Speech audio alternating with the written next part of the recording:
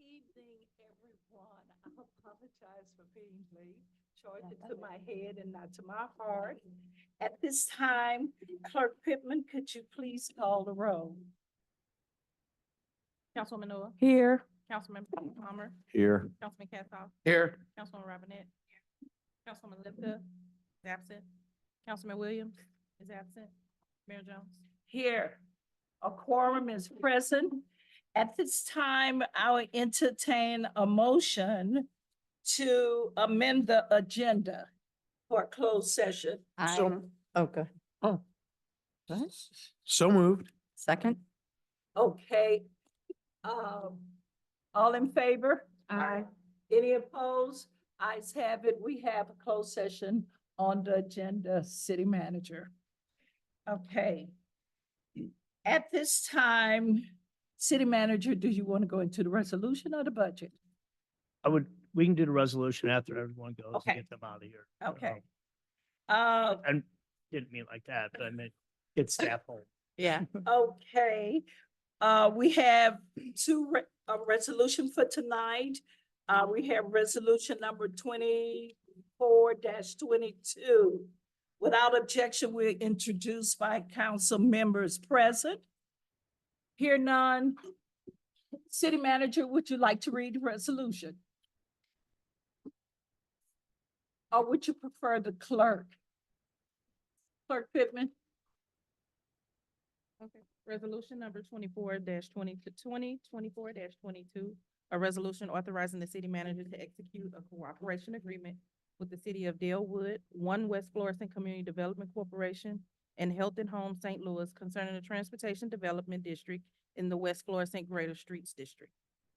City Manager? Yeah, at this time, I'd like to bring up Rachel St. Pierre.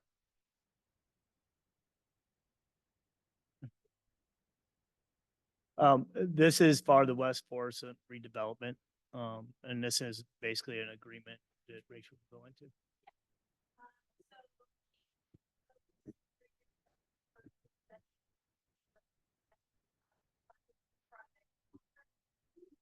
Have funding upfront, with the design construction, but all of the different. Figure out what method is going to be best to the state. It's by down the road. So we have funding in our key fund, and we have funding in both economic development and, code enforcement, and go towards this. It's a shared fee at first, and then we will see the sums of it. And no matter what, I think it'll be good. If the West Florissant Great Streets project doesn't come out, we can always still use this information and create a taxing financing. Is there any reason why you cannot share with the council the amount that Ferguson has to pay and basic overall the survey is going to cost? There's no reason I can't. I don't remember it off the top of my head. I believe where something else is paying 40,000-50,000 of the cost, and other municipalities are paying 20,000.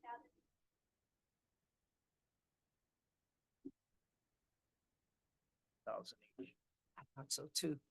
And 20,000 total would it'd be 60,000. Up in Homes is paying 40,000, and then we're up to $10,000. That would be great. Because they need full disclosure.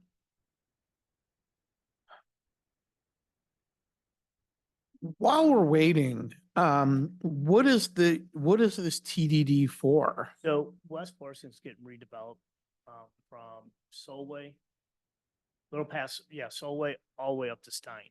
Right, which I thought MoDOT was paying for. But there's gonna be medians in the center.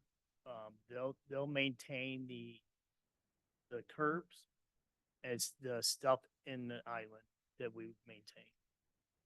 It also is, I believe, goes towards the lighting. There's gonna be additional to the area as well, because there's no lights on the east side of the street. They're only on the west side of the street.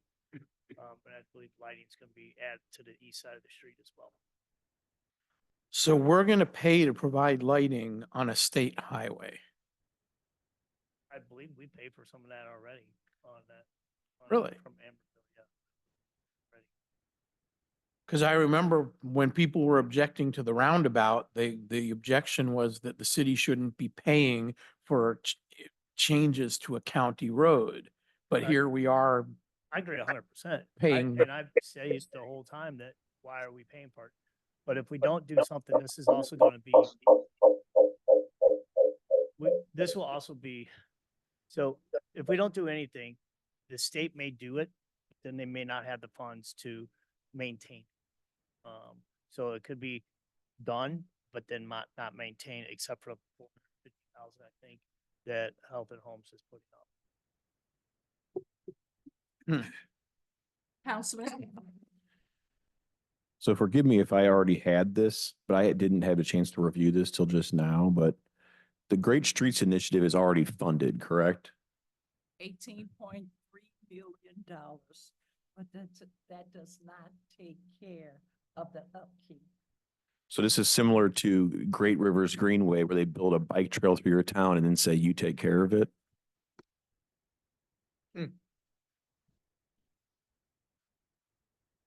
Because we technically are responsible for like the overpass on Paul Avenue, correct?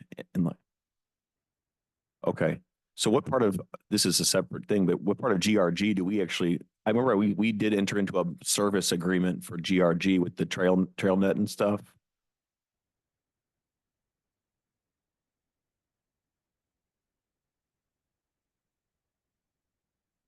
So county takes care of Ted Jones. Okay.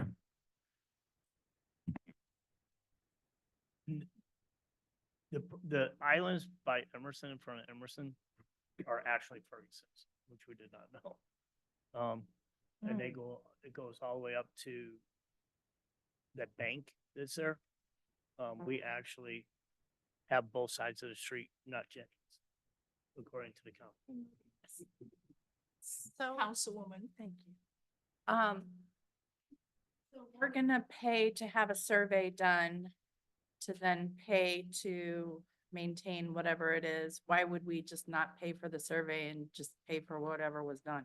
So there's different things. Like I told them, I go, if the TDD doesn't pass, then, who's gonna maintain it? If county's not gonna maintain it, then we're gonna have to step up and maintain it ourselves, because we don't wanna have trash, looking like down in West Florissant.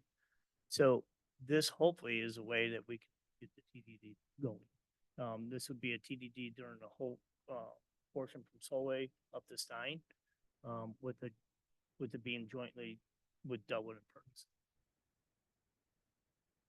is Councilman, the TDD would be funded by sales tax? I believe yes. is in that area, correct? Right, a sales tax assessed in the area of the TDD.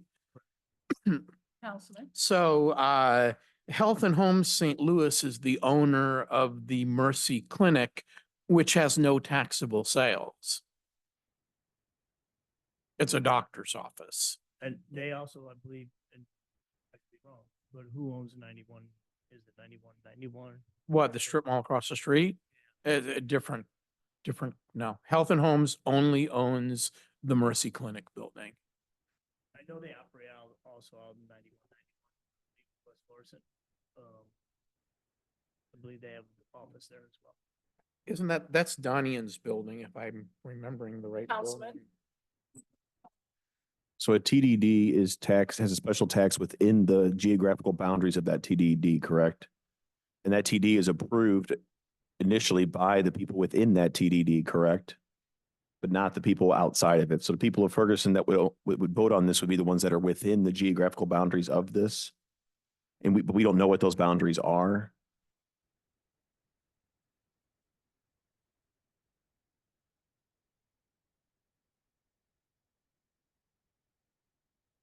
Thank you. Step into Also, this may include, and to be real honest, this may include some housing on off of Highmont, correct, and off the Nesbitt Newton area, because they're redoing that whole section. So you're going to get new bus stops, you're going to get new sidewalks, you're going to get new tree planting, etc. That's Northland Hills, which has about 300 homes in it. Nesbit Newton has about 125 homes in it. And you have about maybe 100 homes on West Florissant that belongs to Delwood. So basically, that's your. Yeah. And off of Stein, Mm-hmm. a couple bars. I know Delwood's already approved this. What was that cost? Yeah, I was just, did you read it to us or did we get sidetracked? Okay. The first agreement to provide and help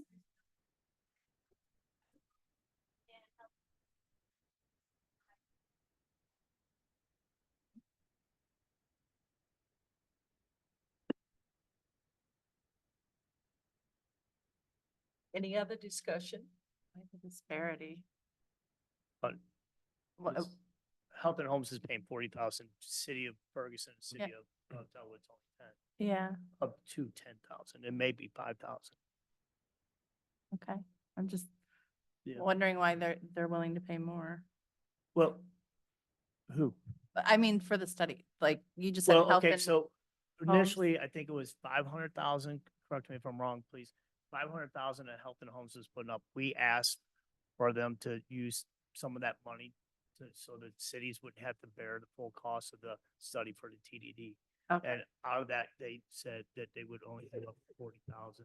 So then the rest of it would be ours. But my understanding, it could only be 50,000 for the study potentially. And at that point, it would only cost the city 5,000, but we're just being safe because it may cost an additional 5,000 for each city as well. Councilman Palmer? You did say this is sales tax funded generally. If a TDD were to pass, it's sales tax driven.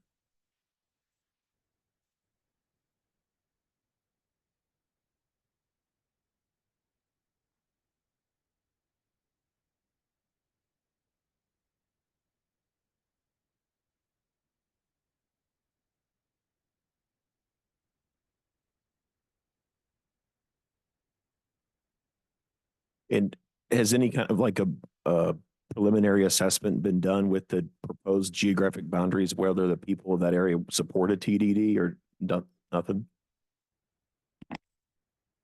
Councilwoman, no. What's the company's name? You said the company that you're working with?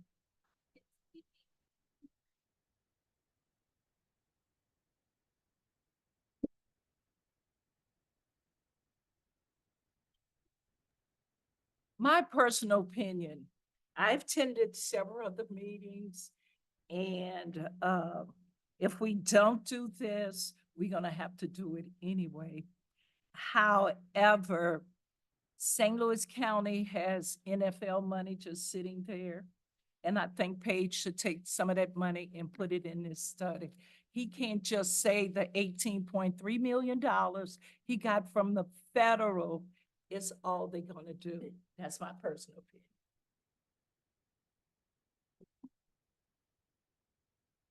I'm sorry, Mayor, what was your point?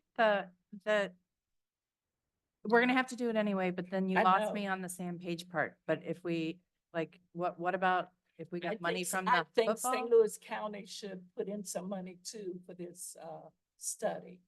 And the monies that the county has sitting there from NFL, he has not touched it. And he's unwilling to do more than the $18.3 million from the field grant that he got from the federal government. Okay, so, and that's, are you, That's my personal opinion. I know, but what are you suggesting with that? That we hold off until we see what Sam Page does, or, but what is the? I think we should go ahead and get this done, but still go and talk to Sam Page and let him know that if it's Okay. going to take $18.3 million to do the road, and this TDD is the vehicle that's going to keep the road upkeep, then he should invest more. Okay, all right, thank you. I understand. It's a state road, isn't it? It belongs to St. Louis County. Huh? It belongs to St. I Louis. thought County. West Florissant was a state. No? It belongs to St. Louis County. Oh, well, they should maintain it then. They don't do anything else around here.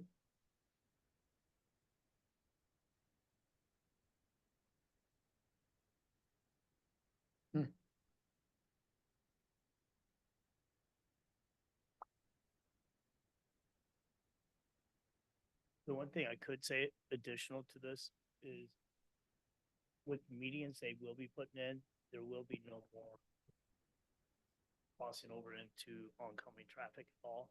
For a lot of vehicles, there won't be driving down the center because the center lane's not gonna be there, Yeah. which is a traffic. It is. That's the only thing I can add to this. I mean, the medians are great, but you don't have to have a TDD to have medians. I mean, I don't know, do they have a TDD on Natural Bridge by UMSL? I don't even know who'd be in it. I don't know, that's with, that a partnership? what's that? That's probably just Belnor or UMSL or Normandy or. They have like 5 or 6 cities. There is a TDD there with,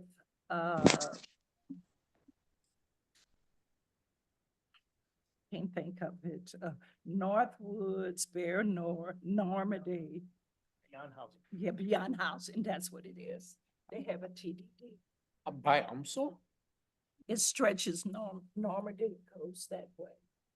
So Beyond Housing is maintaining the medians by UMSL, Yeah. basically? I think they were the ones that coordinated all that Hmm. with the cities. I'm not 100% They sure. did. I know they came to one of the, city managers meetings and they talked about how they joined up with St. Anne. They create that. And there was like a bunch of other cities that joined in with some other work as well.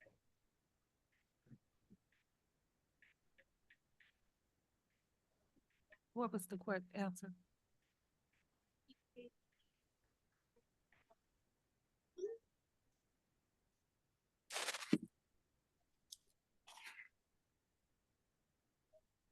These things, St. Louis County should put more in this. I really do. That's my opinion. But But if we pass it and get it all paid for by everybody else, they're not gonna put anything in. This is for the survey. Right. this is just a survey. Yeah, so I think what you were saying was that the county should help maintain it long-term, like, Right. If Okay. we put this TDD in place, we should go to the county and say, Ferguson and Delwood has this TDD. Now, what are you willing to do besides leverage the federal government money? okay, but Nothing. to be clear, this resolution is not to set up that TDD. It is to Do the do the survey to figure out if it's a TDD or TIF or whatever ends up being. Yeah, the question of what happens or should we move forward with the TDD is an outcome, so. Saying that we-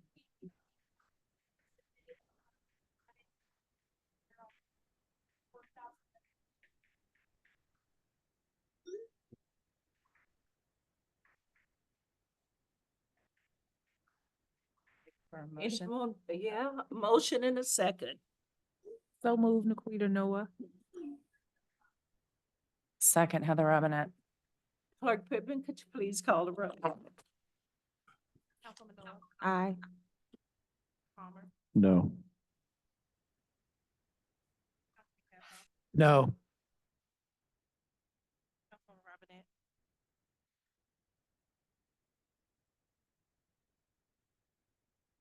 Aye. It's a survey.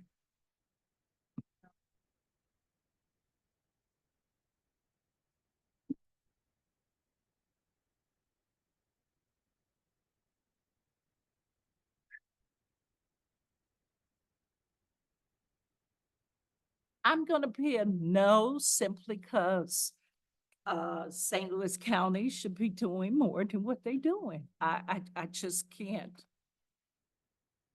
If there's a survey, then they should put a part in it also. Councilwoman Lipka has joined us. Nope, she's gone.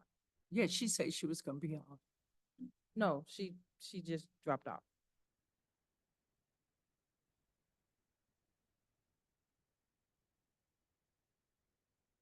It's 3 no's. Okay. A resolution would require 4 votes in the affirmative anyway to pass, wouldn't it? Yes. And we have three no and 2 yes. Thank you. Yes. So what does this mean? I mean, the Great Street project is still going to happen. So, and I know that this is just a survey, but if St. Louis County does not step in to assist, then what does this mean for the project? Where are we at then?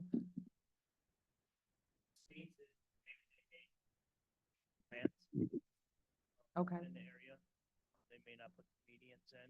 okay. I believe the project still is, you know, try to get it going, the redevelopment, because the money has been already set aside. So it just won't be, a save for the beautification, or the lighting won't be, there won't be more lighting added to West Florissant? Is that what that Not means? right now, I know that we went out. Just put the color. Thank you. Did she come back on? No. You have 3 no's and 2 yeses. Motion fails. Given the failure of 22, is there a reason to proceed with 23, or do you want to table it? We should table it really because 23 is contingent on 22. Okay.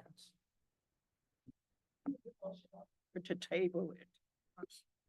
Tabling or postponing indefinitely? Let's postpone it instead of table it. Postpone indefinitely.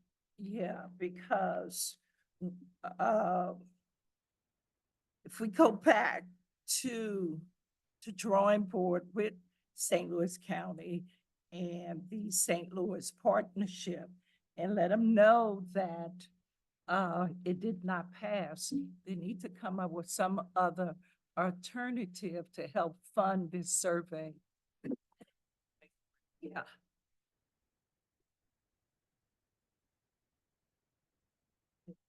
Okay, I need a motion. I just didn't want us to do the motion to table with things Right. coming back up.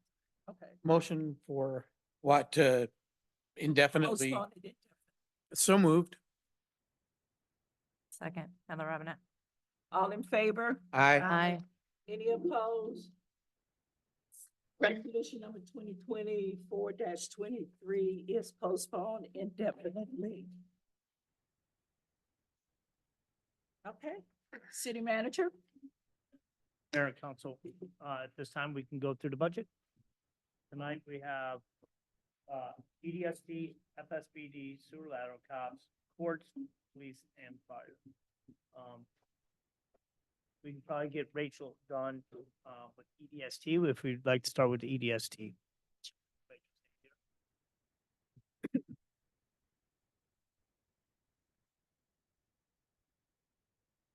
All right, page number 394.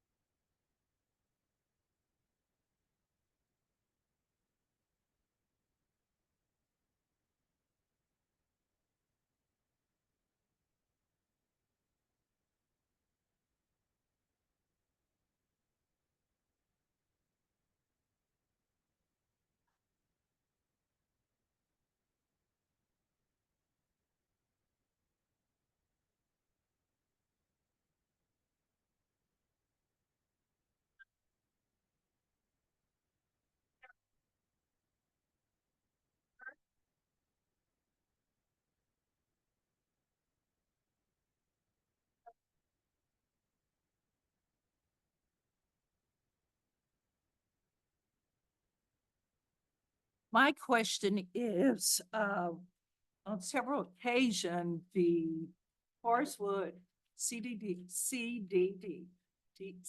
Community Development Corporation had talked about historical designation for that particular area, Northern Hills. So where does that fit in here?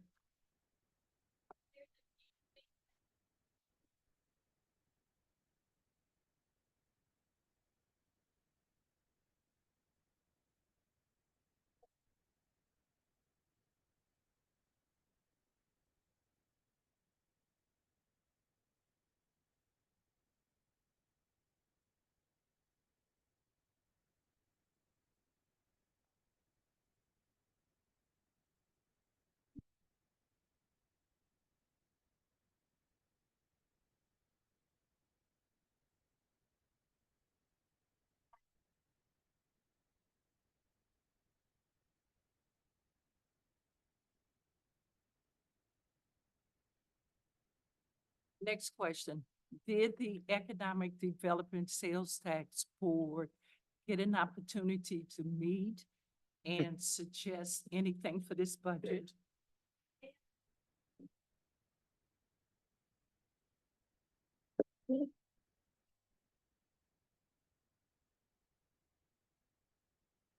Councilman Castle.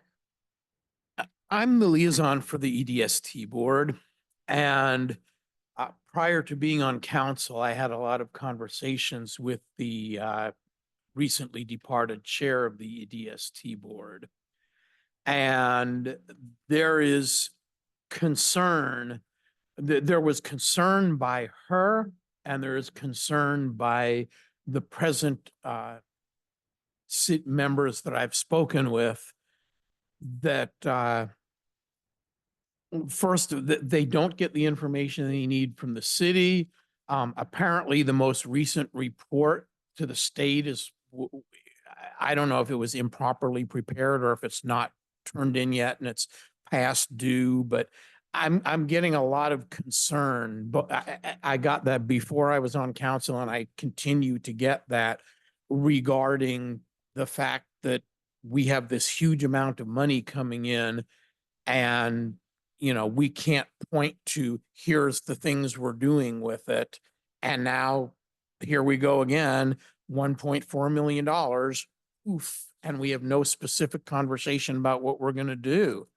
That troubles me. Yes, sir. Yes. Last year, I can say it more or less probably kind of did slip through the cracks, with the changes that we did have. But myself coming in as city manager and with Elliot leaving and then Rachel coming in late. Last year, the EDST did slip through the cracks, probably more so than this year. I know that they had problems getting a quorum, even when I believe it was the last president was here. They still had problems getting a quorum. We didn't even have a school board representative up until you guys just recently put the lady in. Yeah, and she didn't show up to the last meeting, so they didn't have a quorum again. One of the problems is that we're not having quorum. But that doesn't stop the city from making specific proposals and providing them with information. And Mr. Wiggert contacted me, because I'm their liaison, and asked me if I had any specifics to provide to him from the city, and I didn't. So he said he was going to contact, I think, Mr. Musgrave about it. I don't know whatever came of that because I haven't spoken with him again, but this is a lot of money. And I know that the people on the EDST board have and continue to feel like they're being dealt with in a less than transparent manner. I think the big thing is we got to make sure we can find some time to get a quorum so that we can actually have those real sit down discussion and meetings. I know we can give them the information, but we still have to have those discussions. And haven't then given we them- have to find time to do that with them. And that's on us to get that done. But we haven't given them the information, and it doesn't take a quorum in a room to send an email. It takes somebody on staff Agree. getting the information they want and providing it to them. and then I won't get that pushback from them.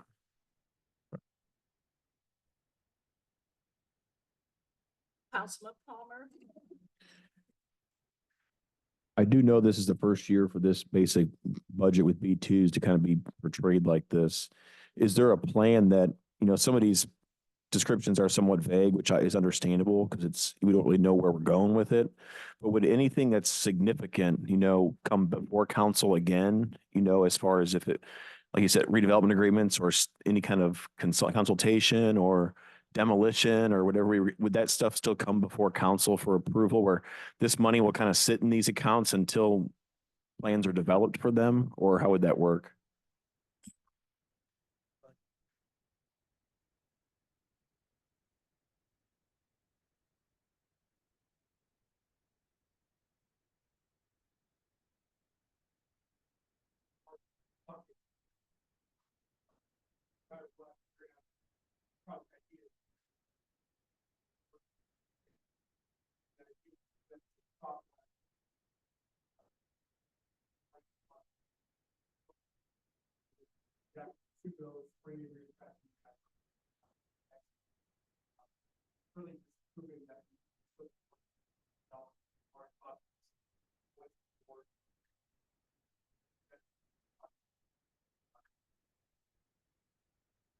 Yeah, sorry.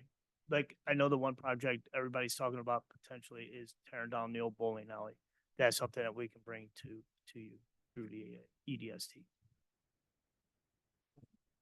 So any kind of widespread citywide business development programs or facade improvement programs probably be coming before council anyway, after they've been kind of vetted through the EDST commission is the plan, I'm guessing.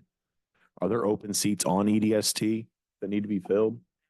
Only one, and that is to fill the seat of the past president. County Councilman Rita Days is mandatory by state to be there. Nina Thompson came from MoDOT, Ward 1, who is there. Asked past Mayor Riegert to sit on the board. He is there. And there's somebody from the school district, I don't know who, because she's never been there. Yeah, She's the we finally CFO. got a hold of her and appointed her, Yeah. and she should be attending the meetings. So it's only just one. And that's a resident seat. Is it specific to a ward or anything?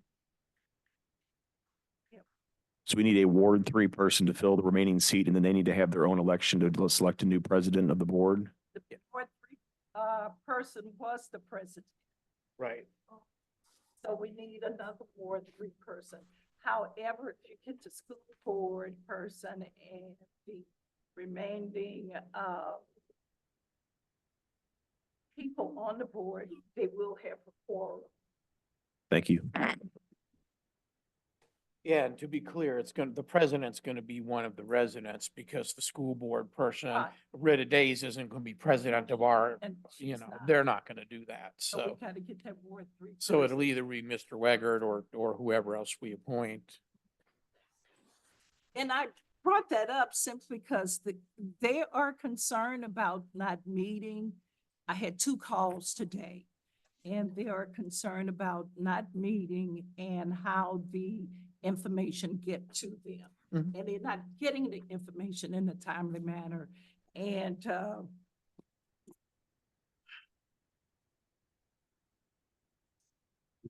let me leave it right there. Can I call him, Dave? Mhm.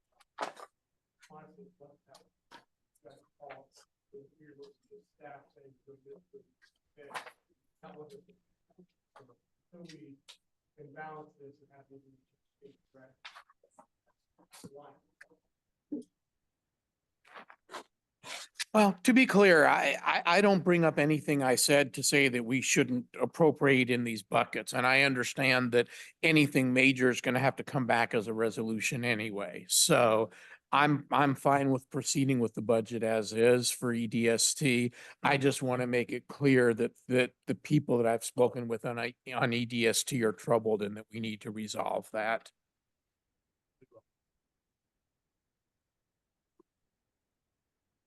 Anything else on the budget for E EDST? So then we will move to, FSBD, and I'll have Dave present. Each number?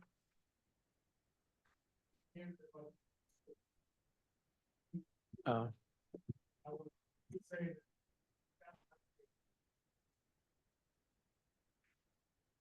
I don't know.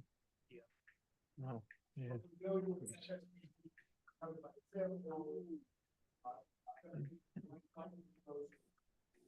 Far as revenue coming in this year, we're forecasting at about $25,000. For FFP. Their ask this year is for the state to provide $64,500. Not city funding that we are going to put the bill for about $40,000. They're asking, you can see all the line. Biggest jump off the page to me, we're asking for equipment $25,000 and I think the other lines above are probably Google, the business license, the last two questions. First one. What are equipage and miscellaneous? What we were given away, Yeah, I don't even know what that means. specifically in a budget, you're buying things.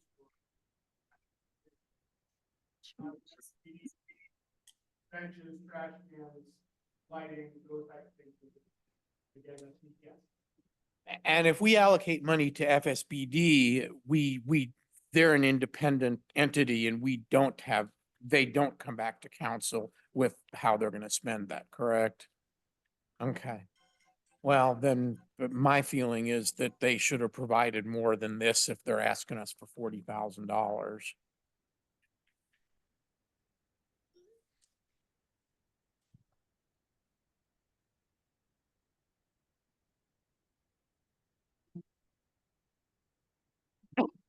Councilman, And you said nobody is in the gallery today from FSBD to discuss this. So did they give a rationale why they didn't come to justify their budget? Thank you. Councilwoman, So I did not get to attend the FSBD meeting as now that I'm the council liaison. Because I think we were having a budget meeting or we had a council meeting the night of their last meeting. But, Rachel, can I ask, or Chief, is Rachel the, staff lead person for FSBD? Yes, Who said yes? Linda Lipka. Oh, okay. Rachel, have you talked to them? Did they send you any information?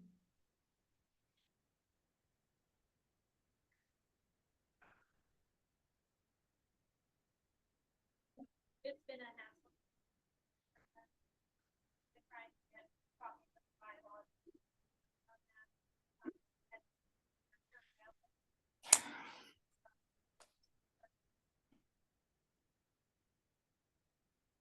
Councilman, Given what I'm hearing, my preference would be that those last two items, which are really No, vague no. and really large, be stricken until they provide No. us with information. And if they can do that, we have one more budget work session, correct? Oh, we don't? But we I don't- could always, we could potentially bring this back as a, budget amendment. I mean, I feel okay with EDST because it comes back to council for a resolution. I don't feel okay with handing $43,000 to an outside entity for line items that tell us absolutely nothing about how they're going to be used. If they tell me we want to buy nice benches and trash cans to put down Florissant Road, I'd probably go for that, but they've told us absolutely nothing. And if you're asking for public funds for an independent entity, you've got to provide more information. The rest of that is included within their dedicated revenue stream, so they can have that. Councilwoman. And you know what, Councilman, I don't disagree. Is there a way? I mean, Ella, how do I we have my communicate- hand up. Linda Lipka said she has. I her don't hand. see you, Linda. I just only hear you, I have it up. Councilwoman.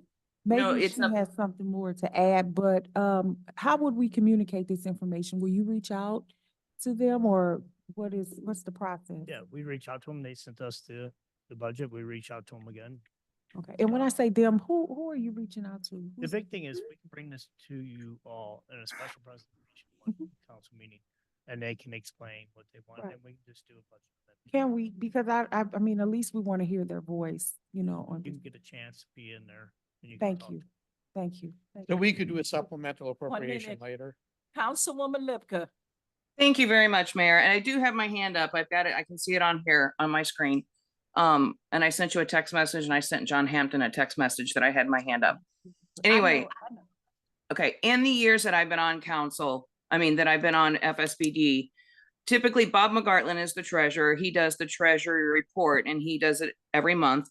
Also, he is normally at these meetings, so I don't know if there's some miscommunication that he didn't realize it was tonight because I saw him today. I was with him today and he never brought it up and I didn't think to ask him because I just assumed he knew this. So I would say that Bob McGartland is probably one of the most responsible human beings in Ferguson. So there's probably a good reason that he is not in attendance in that fact. Now, in regards to the miscellaneous and that kind of thing, that is usually set aside for projects and the money, it's not Ferguson giving them money. We don't just give them money. This is their tax dollars from their special district tax. So when they send us a budget, they are spending their tax dollars that they have earned, that is theirs, rightly theirs. I have not seen them asking for more from us. And these numbers are, from my understanding, the increase in these numbers is the fact that the businesses have been growing in that area. So that should be reflecting the increase of their tax collection. But I don't want Mr. Kassoff to think, oh, the city of Ferguson writes FSBD a $40,000 check. No, they don't. This is their money. This is their tax dollars. And it goes through the city of Ferguson. So that's why they have to submit a budget to be able to use their very own tax dollars. Councilman Castle. Mr. Hampton, did I hear correctly earlier that the revenue from their TIF was $25,000? And that therefore a $64,500 appropriation would be just under $40,000 of general revenue from the city that didn't come through the FSBD tax? Dave, Okay.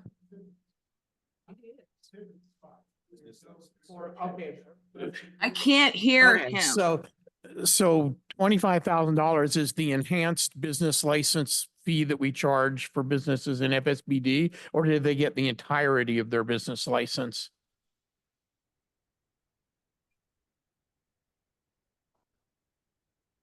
Is anybody answering? Because I can't hear anything. Dave is answering. Hear me right now, yes or no? Okay, so So to answer the question, the $25,000 is budgeted in revenue is the total of their business licenses collected anticipated for next fiscal year. This year, I pulled the numbers today. They collected about $19,000 in donations, which was from Street Fest and other things. And they had about $19,000 in business licenses for the current year. So total that they collected this year was about 38 to 40, including donations. and the 19,000 in donations are in the city budget or went directly to the FSBD? It's all collected into the city budget under the general fund and then allocated into their funds. So a $38,000 appropriation to FSBD would be a break even for the city. For this current year, for the 24 current that year. we're in. And we have no idea what next year will be. We of didn't course. budget anything for donations for next year because we have no idea what it's going to be. We budgeted 25,000 for business license because we're anticipating if we collect them all, that's what it'll be. So that's the numbers we have on paper. Fair enough. Again, I'm happy to spend some general revenue to improve Florissant Road. I think Florissant Road having some nice benches and trash cans for, just as an example, would be a good expenditure of city money. But equipage and miscellaneous isn't how you ask council to appropriate general funds to you. You have to give us, if somebody came in here with a resolution and the resolution told you absolutely nothing about how the money was going to be spent, nobody on council would vote for that. But that's essentially what we're being asked for here. Councilwoman Lipka. So I'm not going to disagree with you on that. There needs to be more detail on here, and I'm surprised there isn't because typically there is. So I'm actually looking at this, wondering to myself if somebody else filled this out because this does not look like Bob McGartland's work. And I've done spreadsheets with him for Taste in Ferguson for 10 years. So I know exactly what his work looks like. Now, that being said, I will also say that there is probably an increase in this number on their part. And I'm saying probably because I'm just making a guess. I don't know for facts, but I would probably lean towards saying that the numbers have gone up because they plan on doing that street fest again. They know what they went through their growing pains last year, and they got their 19,000 in revenue and donations from their street fest, from the street fest. So I would anticipate that they're looking at an increase in the revenues there, and that might be part of the reflection of the larger number. And I would also go so far as to say I'd like to see a way where their money doesn't have to go through the washing machine of Ferguson, Missouri's, or, City Hall general budget. I mean, when they do Street Fest, I don't understand why it has to go through the city to get back to them, because they've had concerns about the true amount getting back to them. So anyway, that's, I'm at this point, I think that if we are open to getting an explanation for that line and being open as a council to reallocate monies as needed, if we find the reason to be correct, then I'm okay with that, as long as the door is left open for them to come back and justify what their reasoning is. Dave? I just wanted to address the washing machine and the general fund and those things. The reason it's been set up that way in the past was because of the TIF. We collected the tax dollars, we had to allocate the funds. If they wanted to move away from that, they could create a nonprofit or something along those lines and designate those funds themselves. But under the current model and the current way we do it, the only way they can pay the vendors and such is going through the city, because that's how it's been traditionally done. There's nothing preventing them potentially from doing what we did with FNIP, Ferguson Future, those things where they can have their own budget, their own books, their own things. But until we move away from that, this is the way we have to do it, because that's how we've always done it. And I know that's a terrible reason, but that's the truth in the matter. Well, it's not a terrible reason when it's based on the fact that they had that TIF for so many years. So that makes total sense. And I would encourage Councilwoman Noah to discuss with them the possibility of setting up a nonprofit and see if that's something they really want to do. Councilman Castle. So I don't want to beat this to death, but I think if we can agree that for the time being, we're going to remove the equipage and miscellaneous from their budget. And if they have specific requests, they can come back to council and we can make appropriations later. Is that acceptable? So moved. I don't Second. know. I would say don't take Been it put out on of the their budget. floor. The motion has been put on the floor to remove the two items, miscellaneous and equipage, and come back at a later date. And it has been seconded. Do you have any questions? My question, Mayor, You can do a question now. Call for the question. And I then call we'll for- hear from Councilwoman Robinette. I call for the question to, instead of removing that completely, would be why not go back to their 2023 numbers, which are closer to actuality numbers, and just approve that amount? Because at that point, if they want more, then they'd have to come back and ask for it. Councilwoman Robinette. Just 2 points. It has been confirmed that it came from Bob, correct? Okay, Chief. Thank you, It Chief. has not been confirmed. It's confirmed that No, Bob is the treasurer. I'm telling, we just found out from Chief Hampton that he received it from Bob. Okay, well, then I don't know what the hell's going on. And I don't think that we should leave any number in there. I mean, it's not we're stewards of public funds and that looks like a slush fund or it's just it's squishy and unnecessary right now. When Bob dropped his off, did he have a conversation with It you? was an email, so I'll take it.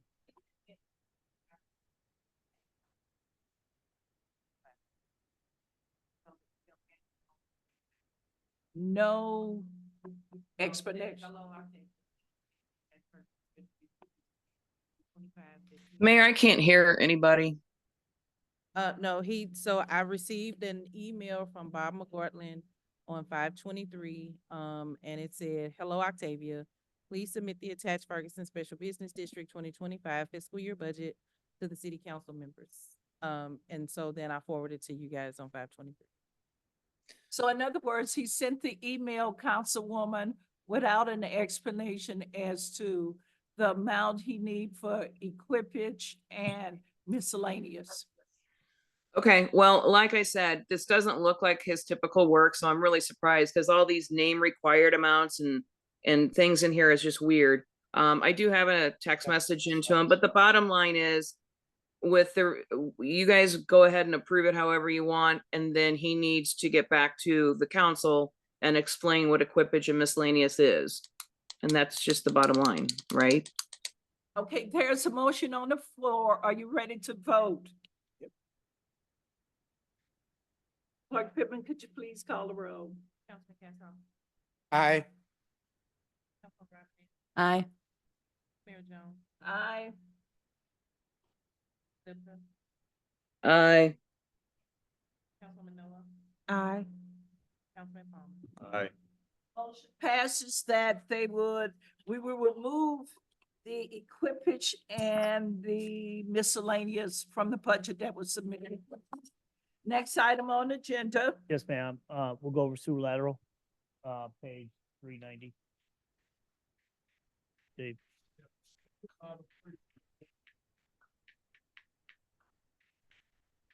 Revenues, we looked at about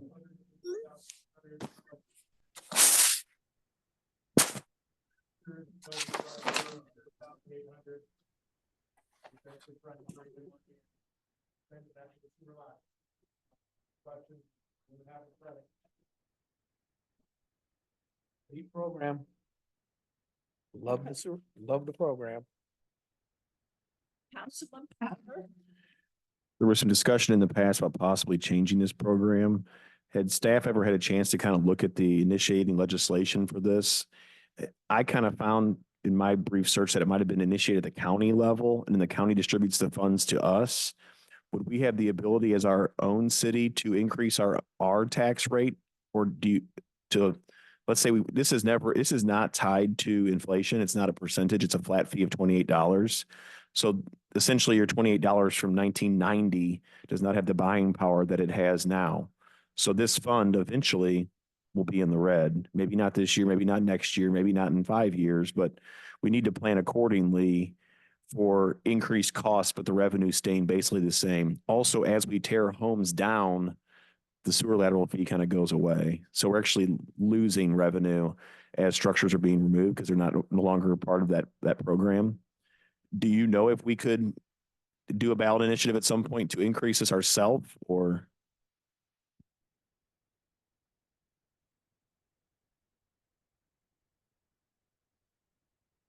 Okay, is that something you could possibly look into for me to see if the state law might have a cap on it that's 28 or that seems like kind of a pretty universal number among municipalities. I couldn't, Councilman Castle. I looked into this some and I couldn't find an enabling ordinance in Ferguson at all, which leads me to believe that there's a county ordinance, which I think Mr. Hampton sent to me.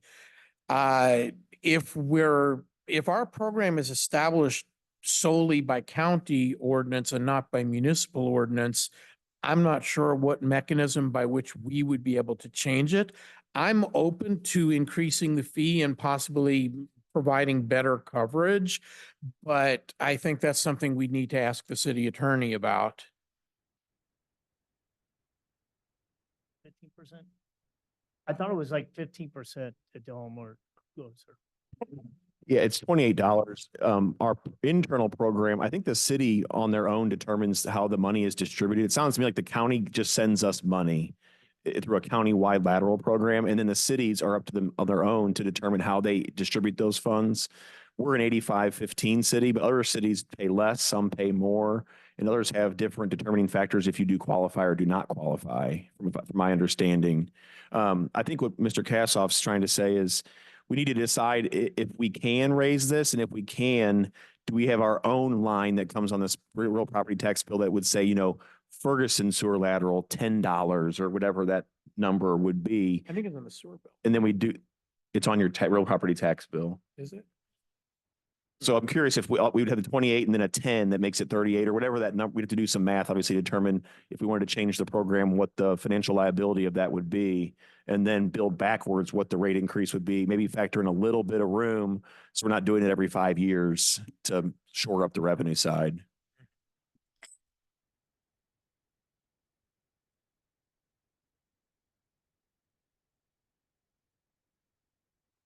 Yeah, because it'd be good if we do decide to do some sort of an initiative if we time it with the municipal election, we need to have some awareness done that not we're just raising your taxes, but we're providing you a better service, whatever that may be, you know, determined by the staff or the council.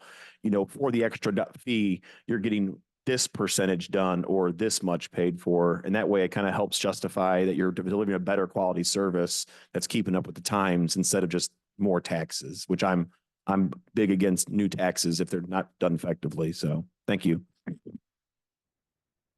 City look into it. manager? We'll take care of, we'll look at all that. Okay, you do the homework. Okay. Next item on the agenda, Go to page 40, is it 400?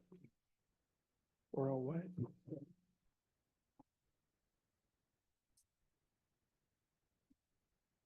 100, which cop service? 400.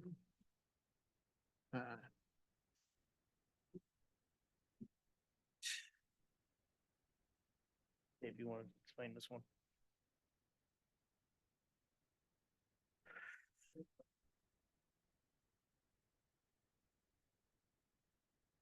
And then page 401 is our general obligation bonds.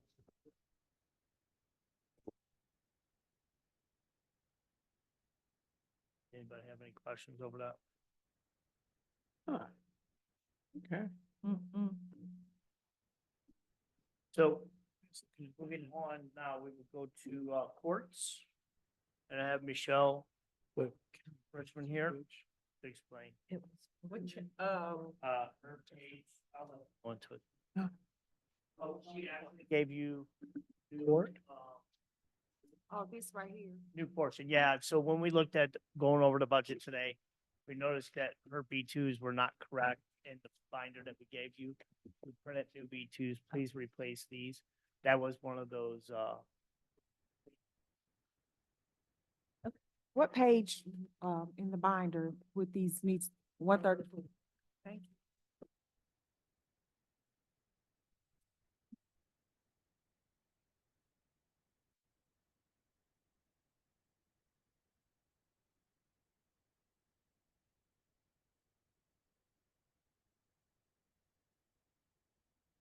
okay.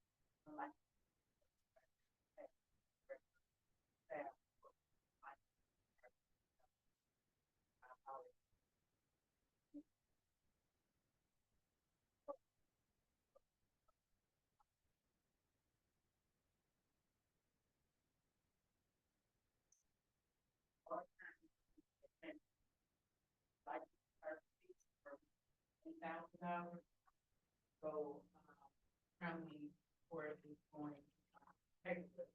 So we won't have to file, have all of this over in the old system that we're using. We're on, we're trying to keep it right over. Right, so ready, I'm sorry. So that is the thing.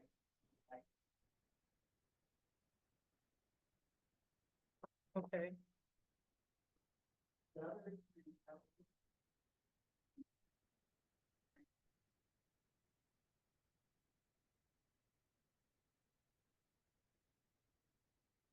That's it?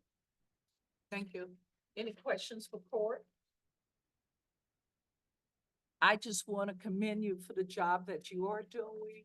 And every time we go to the federal judge, the report is very good on how everything is improving.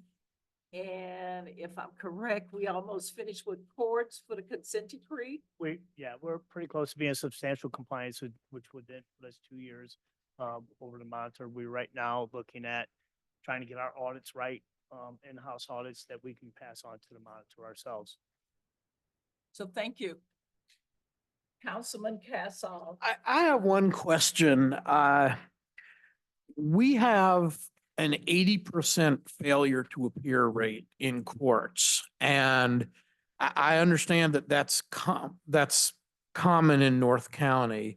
And the result of that is we're appropriating $273,000 to operate our courts, and we've got $89,000 in fines and fees that are coming in through the courts. Do we have any sense of what we can do to improve that 80% failure to appear rate and stay in compliance with the consent decree?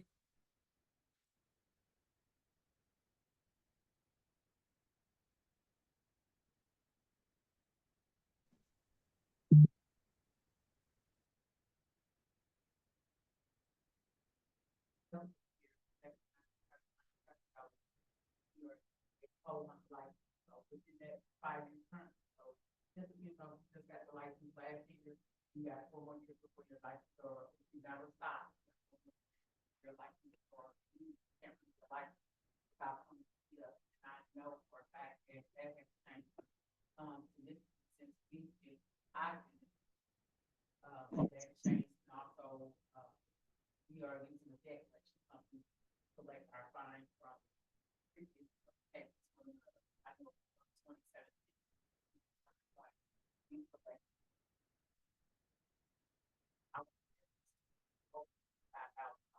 But if somebody never appears, then no fine has been assessed.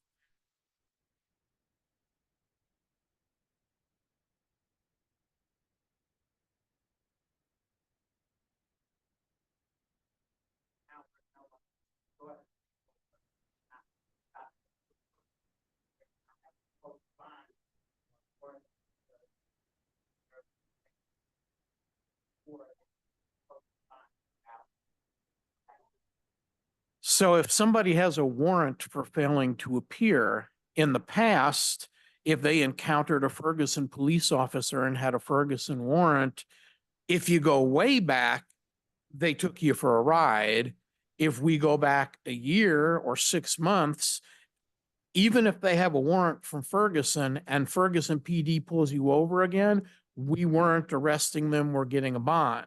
So has something changed in that regard on the police department side?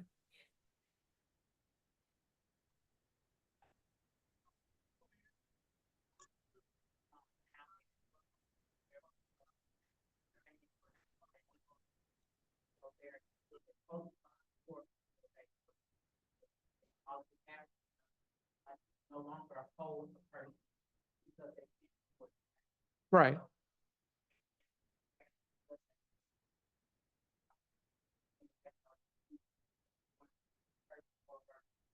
So we have an expectation that 80% failure to appear rate is going to decrease.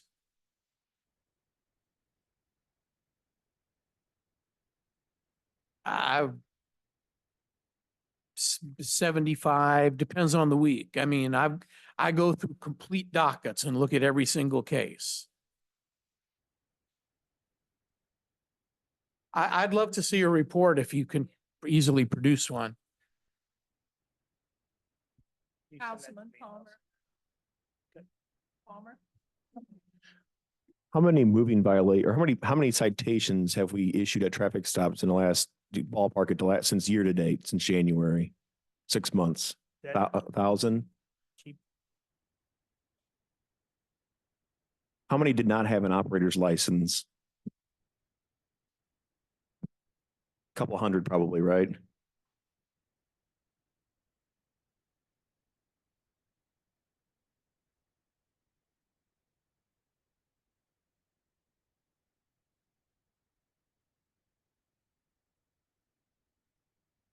So if one of our new tools with a failure to appear is to remove their license, if they don't have a license, what is the next tool?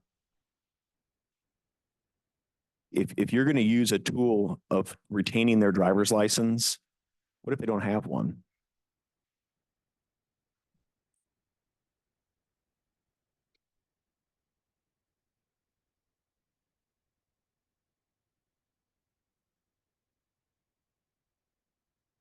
Because in the past, there used to be like, you'd pull somebody over for a moving violation. And then on top of that, you'd give them a no failure to maintain financial responsibility, expired plates, and no driver's license. It was generally 4 tickets at one stop at least. Is that still generally how it's done today as well?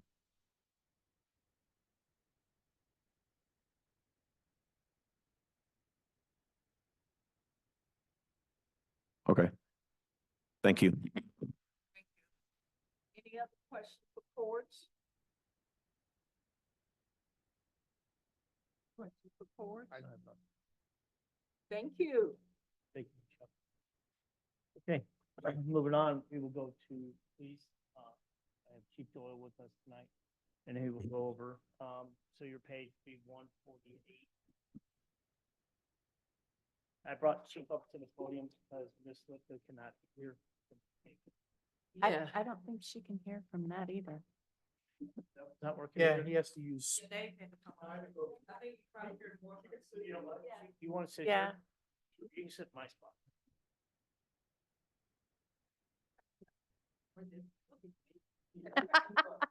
You Yeah, pick one. You can sit right there.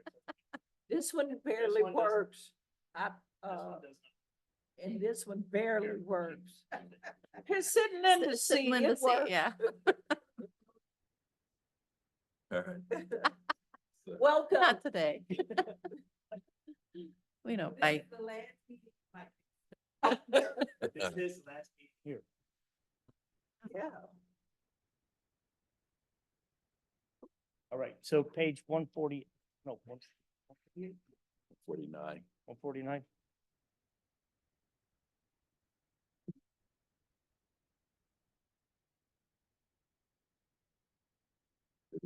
Yes, sir. All right. Mayor, members of the council, good evening. I'm here to propose the budget for the police department fiscal year 2025.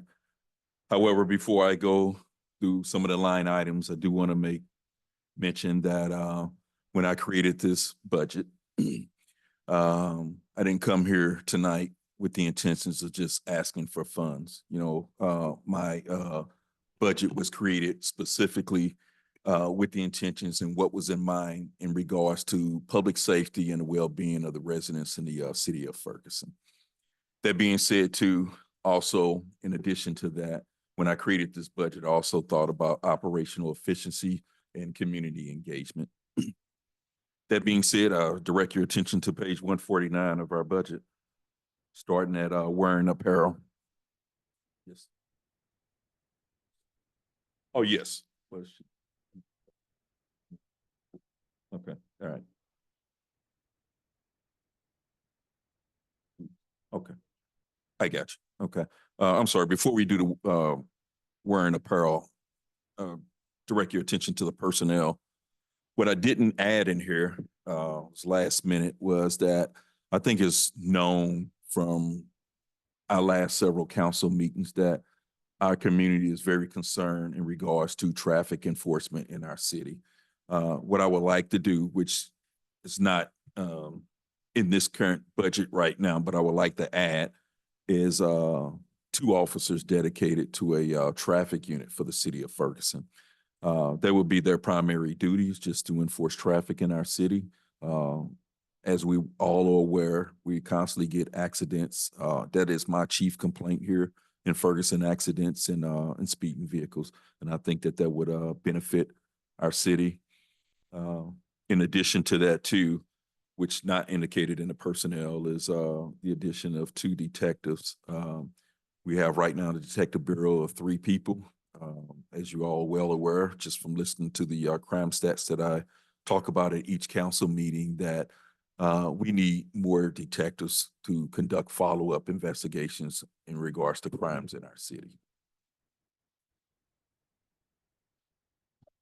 Thing, Chief, on that, with the traffic, could some of that be funded through a grant? Specifically as well? Yes, we will attempt to try to obtain, a MoDOT grant to try to supplement that, if that makes sense. With that, I'm probably not the one explaining that, but they have to be directly parked traffic for those. Absolutely. They have to, directly work traffic. Anything else? So if it's a grant, they wouldn't be allowed to work an accident or what? No, they can work Okay, traffic. but they're just, And obviously, if there's a shooting. they're just they type can it. run that, Okay. But their job is traffic. Mhm. Gotcha, Chief, okay. part of Right. their- Yeah. Basically, their job is 97% just traffic enforcement for the city. However, I mean, obviously, we get something, a serious robbery or something like that. Obviously, they will respond to something like that. Councilman? And if you were to get this traffic team, then the nice thing is it sounds like we could use that Jamar device to help determine where we need to send those units based on obviously community complaints, but also you can actually see, like, I remember when I saw the Florissant Road report, it was pretty troubling, or even the Forest Wood report, the average speed was like 45 miles an hour Right. in a 25, and the high speed was over 100, I think, but you could actually have that team effectively go to those locations. Right. And what I would like to utilize that team for, I just don't want to, again, just deploy people just for the sake of deploying them. Our traffic enforcement would obviously be based off of citizens' complaints and high accident locations. Thank you. Mhm. Okay. So going down to some of the line items in regards to wearing apparel, it's pretty self-explanatory. Obviously, we got every year these officers have to have, uniforms, badges, collar insignias and the likes. If you go to recruitment, I didn't put any money in the recruitment budget, to be quite candid about it. I think we've been doing pretty good in regards to hiring officers over the past year or so. In fact, I just interviewed 3 individuals this evening who we're putting through the police academy.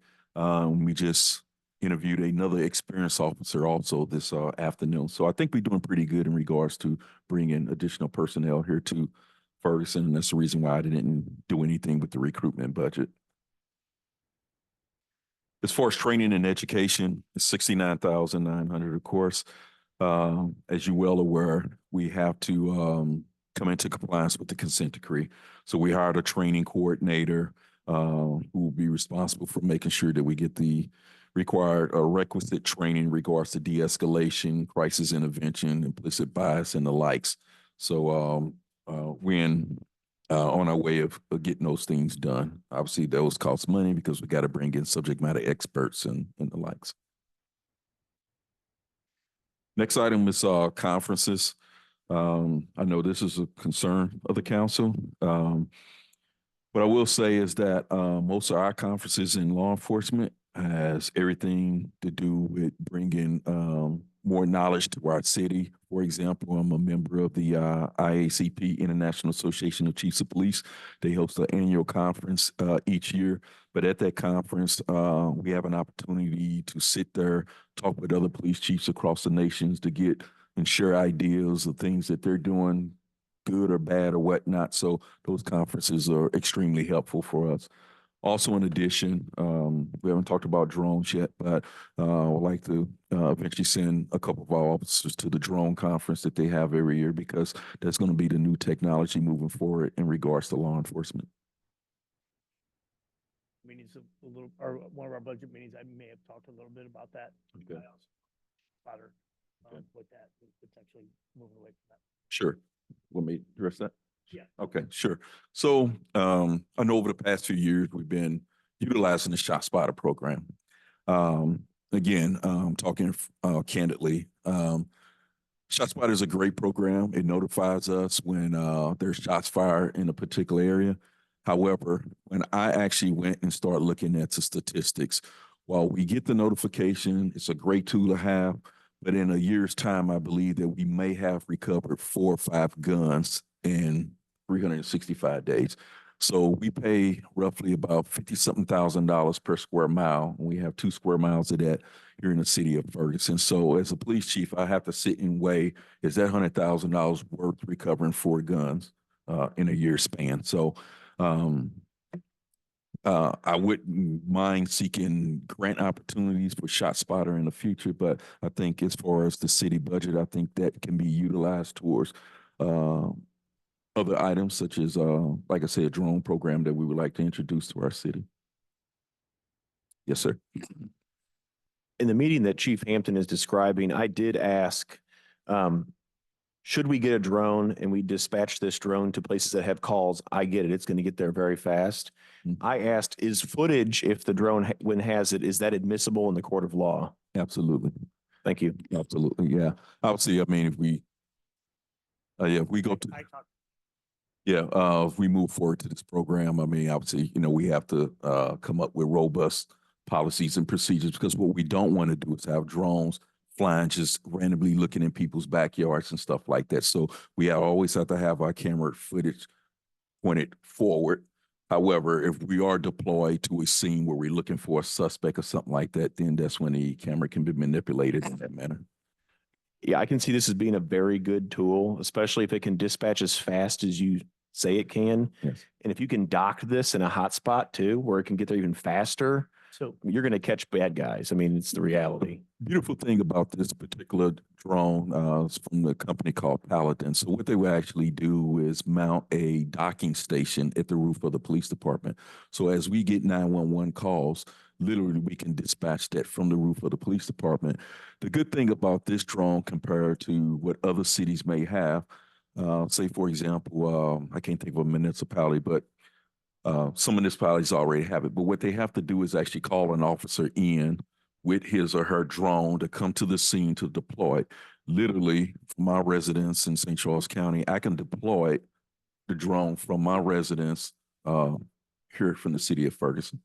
Now, does that drone have the ability to tag a vehicle, like to recognize it and follow that vehicle? So what we do is obviously everything has to go through the FAA. So as of right now, we have like a 400-foot ceiling with our drone because we're very close to the airport here. However, 400 feet is pretty high up. And as that drone is up, I mean, we can literally, if we know that a vehicle, for example, evaded one of our officers or failed to stop, we can put tracking from the drone on that vehicle and it'll track. And if nothing else, we can notify a neighboring jurisdiction to the direction or the route of this particular vehicle. It will follow it for miles and miles, even outside of the city of Ferguson. Yeah, this could be a game changer for your failure to yields. Absolutely. Because the officer is basically seeing the vehicle, can get a very good description. And if it was on Florissant Road, I mean, the thing could pop off the roof and follow the person where they're going. Absolutely. Thank you. Councilman Cassoff. I just want to say I'm a little bit of a drone nerd myself. email so of what model you're getting. Cause I want to read up on it. I love what you're doing here.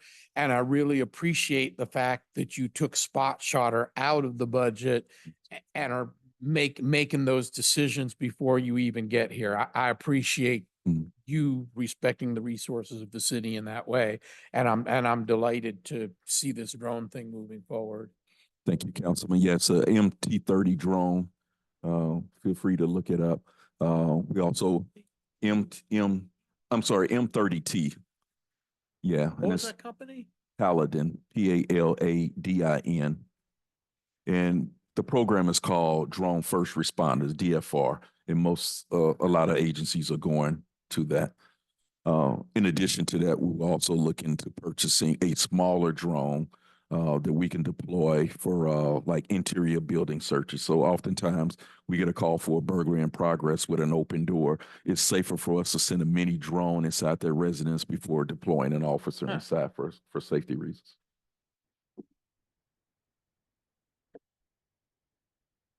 Questions? Okay. Sure. So regards to memberships, again, as it relates to conferences, most of the organizations that we're a part of, IACP, Noble, and some of the other professional law enforcement agencies obviously need a required annual fee from the participants in there. So that's the reason that's in the budget. As far as post-training, that has everything to do with mainly our qualification courses for the police department. That's the purchase of ammunition, targets, and the likes. This year, we're actually going to a new qualification course. It's going to be an FBI qualification course for our officers, which require a little bit more ammunition to use in order for our officers to qualify for that particular course. Moving down to community relations, again, self-explanatory. We plan on doing more events such as, coffee with the chief or coffee with the cops. Oftentimes we go to some of these events. I'm a little embarrassed by how the city is represented because other agencies show up. They have nice stand-up, pop-up things and pop-up tents and trinkets and stuff that they give away to the community. And I think we need those type of things and as we move forward. 252, the license and service. I know that's a huge number. I would direct your attention to page, that would be 156 of that. And as you can see, most of that is our fees in regards to OmniGo, the Premier Cat 1 program that St. Louis County and most agencies are going to. I don't know if the council are aware, if our residents are aware. Right now, the city of Ferguson police officers are on Muse, meaning that when we pull over a person, we run someone through the computer. It's just a state computer. However, Regis, which is the countywide system, stores more information in regards to municipal violations and the likes. So it's a little bit embarrassing. I was a little embarrassed when I came here as a police chief that sometimes our police officers will pull someone over and they would actually ask for a county car to show up just so they can run that individual through the Regis computer.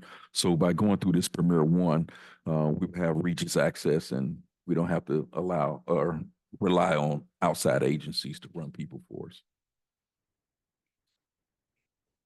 That number could change based off of our discussion a couple of weeks ago. Yeah. So Lord. Lower number, yes. Yeah. Okay, repair and maintenance, self-explanatory. I mean, as far as keeping our radar equipment up, live scan, fingerprinting machine, the camera systems, and also our car washes. While that might sound minor, a professional look is extremely important to me here. Yeah. System communications, we're talking about the cradle points in our vehicle. So if you recall, several council meetings ago, Told you we going to the Fleet 3 camera system, which is the LPR systems in the police car where they're running license plates. But in order to have that system, we have to upgrade the cradle points, basically the communication network inside the police cars. So that's what a lot of that comes from. The next line, individual communications, has the cell phones for the police department. Laboratory equipment, again, this DNA analysis stuff, evidence bags, swabs, things of the nature that has everything to do with evidence. Next line is K9. Again, membership for the K9 officers, equipment, food, monthly maintenance, vet shots, things of that nature.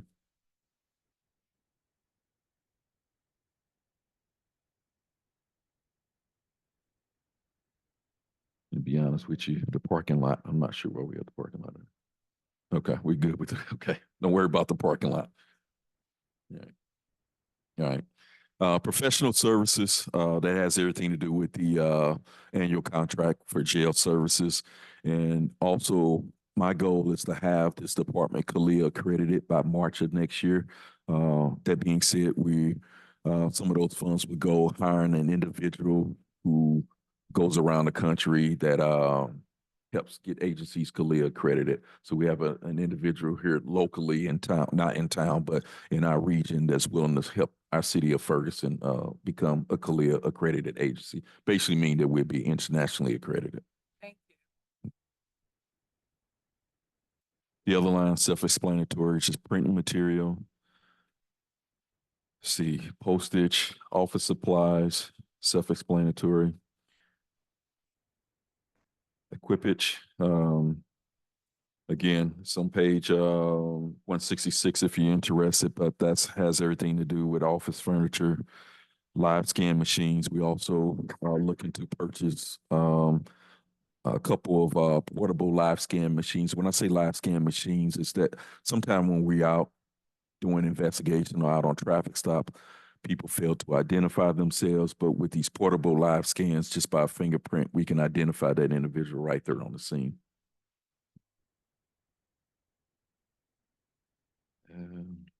Major case squad, we didn't put anything in that budget because we moved it over to miscellaneous. Unit, that's another thing we want to try to get up and going this summer. So that has everything to do with that. Disaster-related expenditures, again, we don't know what this year is going to bring, but we also want to make sure that we're prepared in regards to stocking for water and other items that our officers may need this year. On my list I had was miscellaneous budget. However, this here indicates that we were looking for 15,500. I would like to up that up to 21,000 because we ran out of the funds and miscellaneous fairly quickly last year. We had one call out with the major case squad, and that cost us, man, I believe like $6,000 for that one call out. So we would like to increase that this year. Councilwoman Thank you. Robinette. So for the range update, is that an update to where the range currently is, or is that okay? Yeah, What does it involve? well, yeah, and then also talk about them coming in. Yeah. So right now, I mean, we have a functional range, but try to make it simple. The cables that move the targets back and forth, that system doesn't work and hasn't worked in years. So the officers have to physically move up and down the line to be able to put targets up. So we're going to get those things up and running. The range need a good paint job in there. There's lighting in there that needs to be fixed. So we just want to upgrade it. We have other agencies that come here to use our range somewhere in this process. While we don't do it right now, we would like to eventually start charging those agencies to use our range. That will help us out in regards to purchasing additional practice ammunition for our officers. With that range also, one of the main other things is the safety thing, because we don't want them walking down. I know. and then that's tripping. what I'm Yeah, thinking. yeah. They gotta back- so Having them stationary in the same spot is really Yeah. the ultimate goal. And many things that we have done, we've neglected, right? And this is one of the things that we've neglected. when me and Chief did the walk around at first when he got hired, this was one of the first things that we talked about. Yeah. Councilman Palmer? In years past, we had a program where we gave gift cards to people who violated traffic laws. Are we doing that this year? So, we do, but, that's not funded by the city. That's usually, donated from, nonprofits that give those gift If cards. that's in this budget, I'd like to see it gone if it was our money. Yeah, it's not in the budget. Thank you. One question. Are our numbers at a point where we could dedicate someone to the detective squad? So, yeah, so, that's one of the things I mentioned when we first started talking about additional personnel. I would like to expand the detective bureau by 2 detectives. Like I said, I mean, unfortunately, for us, I mean, we do see some violent crime in our city, but it'd be nice to have 2 additional detectives to help follow up on those particular cases. You know, right now we have 3 detectives that's just running around doing a bunch of things. So it'd be nice to have those extra bodies. Anything else for Chief? Phenomenal, great. Yeah. Thanks for bringing our department up to date. Appreciate it. Thank you all for your support.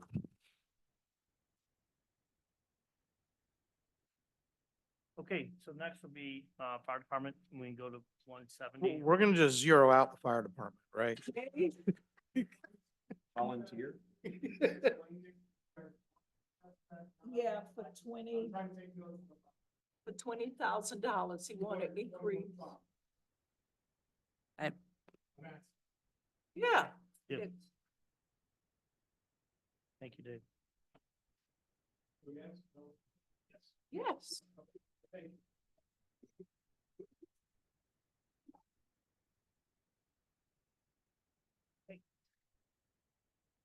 All right, fire department. Okay, so, with me, I'm still counted on here. So we will have 32-man department, 32 personnel What page are department. you on? I'm sorry, that was page 169. Go to page 170. Just hit these if you like, kind of like Chief did.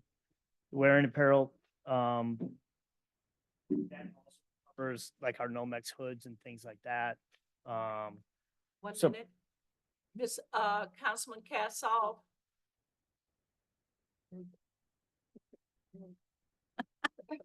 I need you to come back to, see. Thank you. Okay, Okay. so we're at 57,500 for uniforms. That also, covers some of the, helmets, some of the safety vests, our patches, our Nomex hoods. Our Nomex hoods, we have a program now for cancer preventative, so we change them out on the scene. So we have to have plenty of extra. And then we will have $50,000 in health and wellness. Part of this is out of a grant. Even though it's out of the grant, I want to put a portion, the whole budget in there. I would say probably about 25 to 30,000 of this is from a grant. And then we'll go to training and education. Every year it costs a little bit more to do a little bit more. And we are becoming, we are an ALS department. So we also have a little bit more training with medical. We do a lot of, like, I don't know if you've seen it on the Facebook and all that. We have a lot of trucks at our engine houses. That's because we host a lot of the training at our firehouses. That means we get a lot of training. Also, more of our guys can get trained. More of our personnel can get trained on those things as well.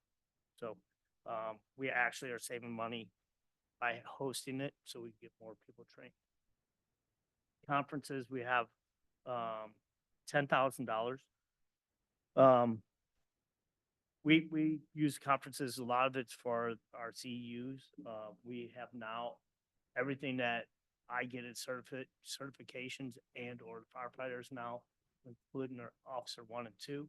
They now have to have CEUs. A lot of this is done at those conferences and also like like the arson investigation and investigations, those are hard to get. And a lot of the conferences is the only place you can get them.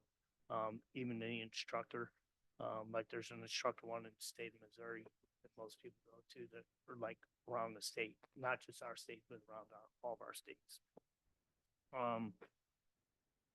And then memberships, it just went up a little bit. We also, on that membership, we also have to donate, well, we donate a light every year to the canteen. That is our portion, one of our portions of the membership for 'em. It's basically a volunteer group, and they make sure the police, fire, all have all their stuff that they need while on this.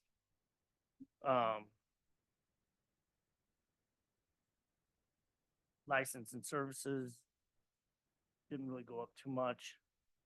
Housekeeping, prices have gone up. So, I mean, things have gone up. It's not that cheap anymore to buy the soap and stuff. We've gone to a new system where it actually controls how much goes in your washing machine, which has actually brought a savings to us. But then again, it also you have to buy their soap. So, and then repair and maintenance, that did go up, but that's also partly due to, that's on page.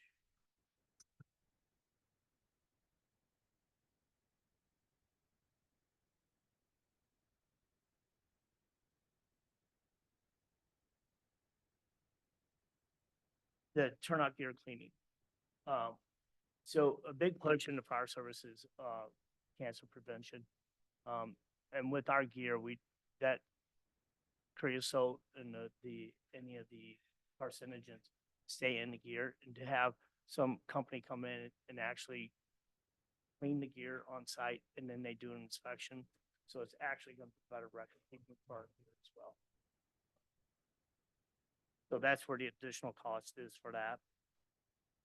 The fire prevention materials, obviously Chief Doyle's keeping up with doing community relations, so now we got to keep up with them and be out front of them. It's just, there's a lot, things have gone up, you know.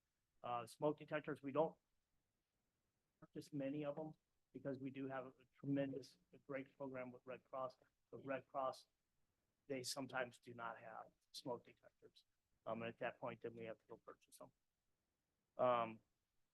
The banners for our prevention, the CO detectors, we never get those free. Those are bought or donated. So when we do have them, we make sure that the elderly have the CO detectors. And the plastic fire hats, believe it or not, are very expensive. There, we go to firefighting supplies.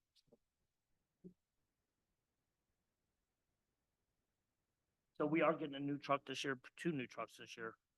Some of this equipment will be going on the trucks. And you'll see the increased cost of foam that is out for the initial filling of the tanks.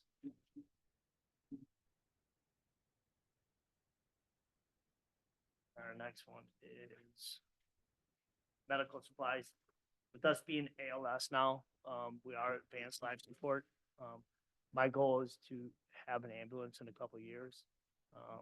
With that comes more expense, right? If we're an ambulance-based service, we could actually charge and get these expenses back. But since we're a fire department based, we do not. So we do not transport, so we do not get the funds. The AD leads are very expensive, and so are the batteries for the monitors that we use. The monitors we use are not like the AD units that you see here. It's the ones that we bring in. It has a monitor that we can do a lot more with it. The next one is system communication. This may be going down. I got a contract the other day. I sent it to Apollo to review. Once I get that reviewed, I will send it to you. It's for a 5-year contract with Central County Dispatch. I do not believe it's going to be $74,000 a year. I think we'll be saving some money there. Because North County took a big increase in, the property tax, but what Central County is doing is bringing that back to reality. And then individual communications. We have 3 phones, and then there's an active 911 officer notification that comes on my phone. And then we also have iPads and Surface Pros. Surface Pros we do our iPads. We do our- As soon as the recording program through ESO goes to the iPad, we'll get rid of Surfaces.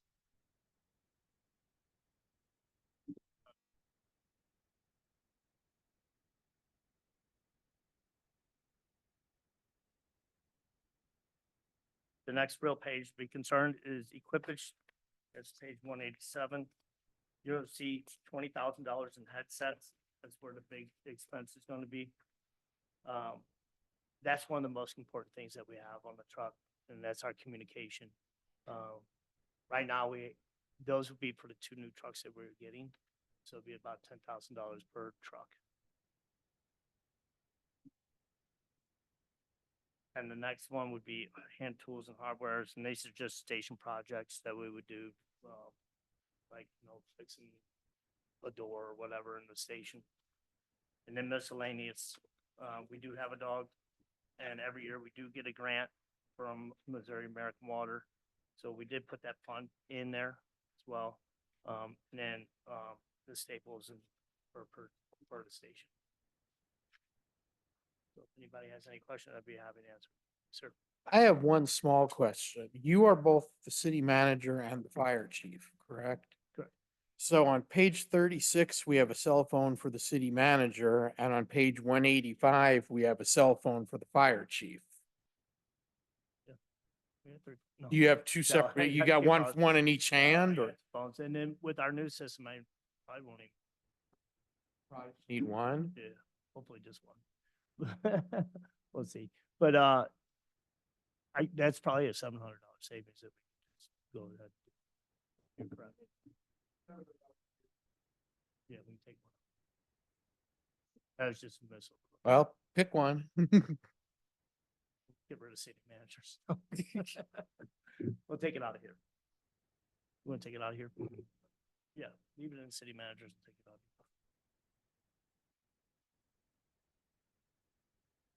Councilman?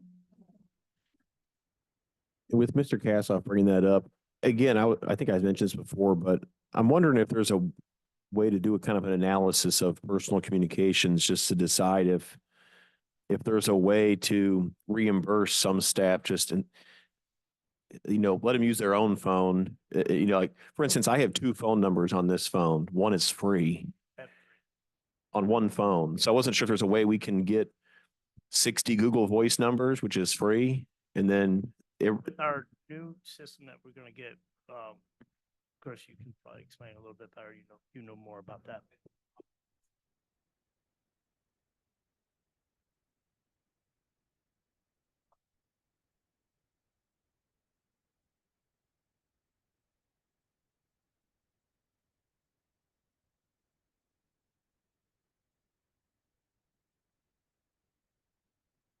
Yeah, we also have to be careful because of the sunshine stuff as well, like I should have one phone. I do have one phone, but I carry 2 phones, right? I have my own personal, I have the city one. It was an oversight in the budget to say that I had a city phone and a fire chief phone. But we have one for the fire marshal because as you know, you have set up appointments and such. And we do have one for the truck, which is an assistant chief. And that's for like, for example, when we had the fatality with all the children, we use that phone because that is sunshineable. And we want to make sure that all firefighters and our staff are protected. right. And I understand that you don't want to give your personal number to everybody. I get that. I'm just wondering if there's a technology emerging or exists that allows you to use your same phone, but no one knows what your personal number is, but you're using that same phone for your city number, which could still be, there's got to be a way to do that. Office 360 is gonna allow.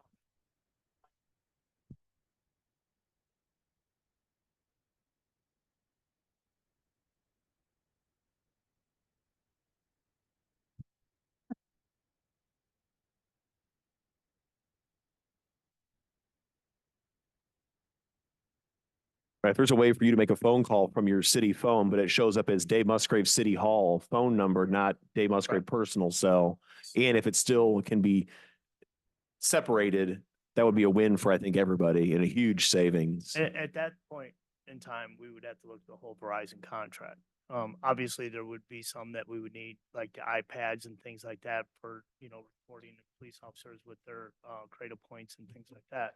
But we would have to have still a puck for the, EEOC, that we would have to have. Or, Obviously, we wouldn't really get rid of every phone, but the hope is that, because also what comes along with that $700 a year, that's just the service.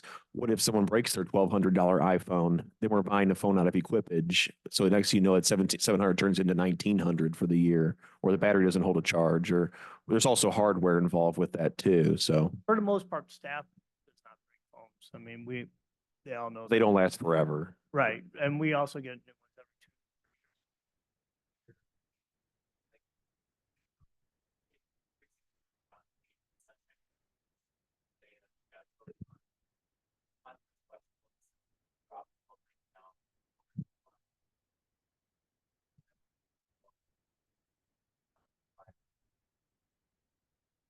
Right. Like you said, usually I look at the legality of it, then look at the cost benefit analysis of how that would go. So thank you. Chief, we have 2 new council people.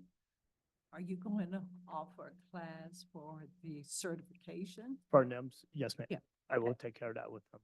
Okay. And if anybody else is interested, it's a lot of fun. So, but a lot of it is you can do on your own. And I'll get with both of them. It is important simply because if we have a disaster in the city again, the normal question is, has everyone been certified?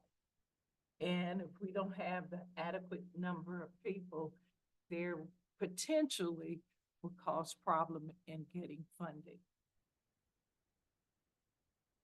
Okay? Yes, ma'am.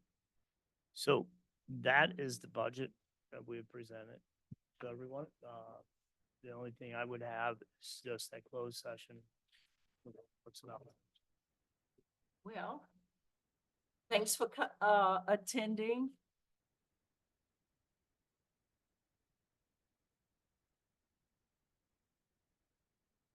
And we're going to say good night. However, I'm going to request a motion in a second to go in closed session pursuant to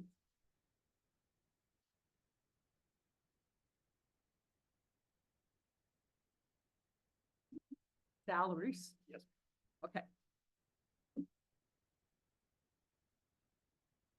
610.021 subsection 3. Personnel. So moved. You were entertaining a motion? Okay, so moved. Is there a second? Second, you know what? Clerk Pippen, could you please call the roll?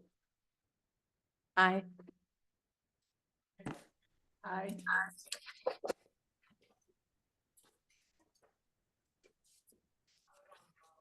I can't hear anything. Councilwoman Lipscomb, we are, getting ready to go into closed session. I'll have. So- Okay, and I.